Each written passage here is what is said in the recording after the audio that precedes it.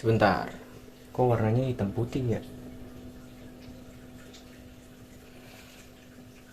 Nah, ini baru berwarna. Assalamualaikum warahmatullahi wabarakatuh. Selamat pagi, siang, sore, malam.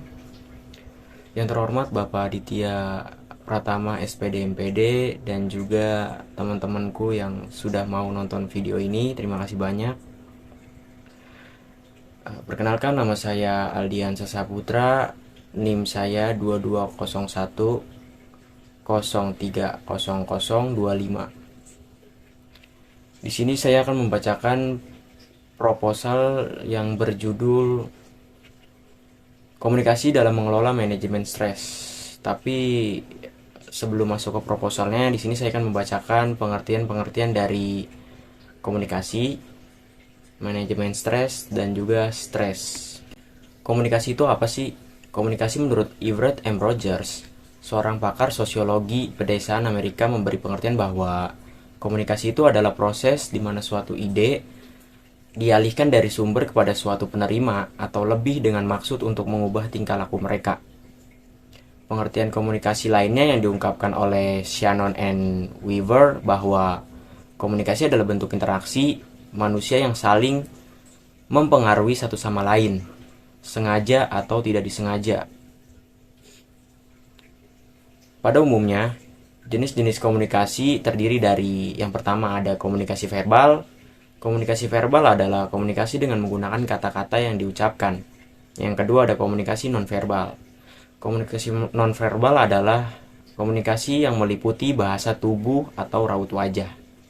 Yang ketiga ada komunikasi tertulis. Komunikasi tertulis ini adalah proses penyampaian informasi dengan menggunakan berbagai tanda, seperti simbol, gambar, dan tipografi. Dan ada beberapa alasan manusia berkomunikasi, yaitu yang pertama ada untuk mempengaruhi orang lain, yang kedua membangun atau mempertahankan hubungan antar personal, yang ketiga memperoleh berbagai pengetahuan, yang keempat membantu orang, yang kelima komunikasi untuk bermain. Pengertian dari manajemen stres adalah manajemen stres merupakan kemampuan penggunaan sumber daya manusia secara efektif untuk mengatasi gangguan atau kekacauan mental dan emosional yang muncul karena tanggapan atau respon. Tujuan dari manajemen stres ini adalah untuk memperbaiki kualitas hidup individu itu agar menjadi lebih baik.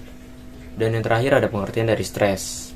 Pengertian stres ini adalah gangguan mental yang dihadapi seseorang akibat adanya tekanan. Tekanan ini biasanya muncul dari kegagalan individu dalam memenuhi kebutuhan atau keinginannya. Tekanan ini juga bisa berasal dari dalam diri atau dari luar, menurut Andriani. Kategori stres terbagi menjadi dua, menurut Sukoco dan Bintang. Eustress atau positif dan distress atau negatif.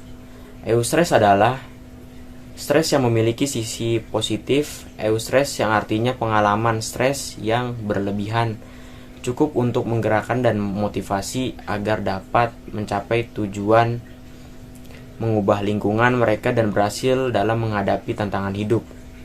Sedangkan distress merupakan derajat penyimpangan fisik, psikis dan perilaku dari fungsi yang sehat. Di sini saya akan membacakan proposal yang sudah saya buat yang berjudul Komunikasi dalam Mengelola Manajemen Stres. Wabah COVID-19 yang melanda dunia memaksa semua kegiatan dilakukan tanpa adanya pertemuan. Juga dengan negara Indonesia yang mendorong pemerintah untuk mengeluarkan Surat Edaran Nomor 4 Tahun 2020, tanggal 24 Maret, untuk melakukan pembelajaran di rumah.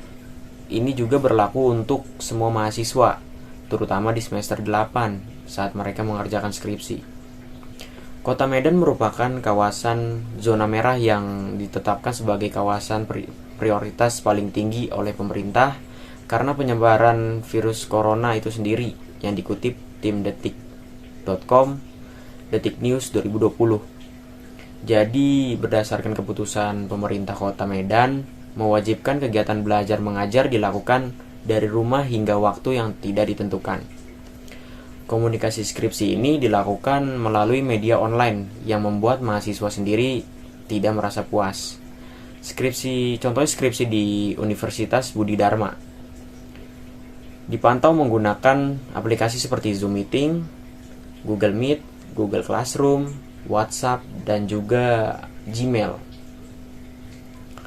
Di Universitas Budi Dharma ini juga, kegiatan pendampingan skripsi ini sudah memasuki tahun kedua di masa COVID-19.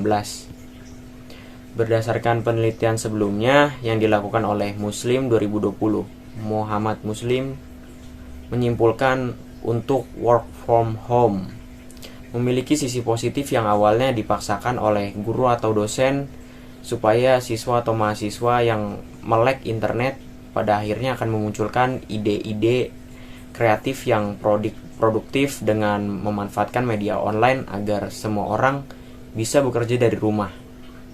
Kemampuan ini beradaptasi dengan kondisi yang ada dan menikmatinya, mengubah stres dari distress menjadi eustress.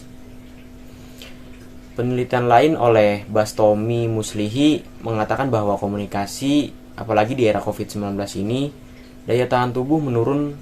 Perawatan harus diambil untuk memastikan bahwa mereka tidak rentan terhadap penyakit. Cara menjaga imunitas tubuh selain mengkonsumsi makanan yang bersih, sehat dan bergizi, untuk berpikir positif dan terus bekerja. Karena COVID-19 bukanlah halangan untuk maju meskipun semuanya dilakukan, dan bagaimana peranan komunikasi, penanganan stres, manajemen pada mahasiswa khususnya pada semester akhir saat menghadapi skripsi. Perumusan masalah.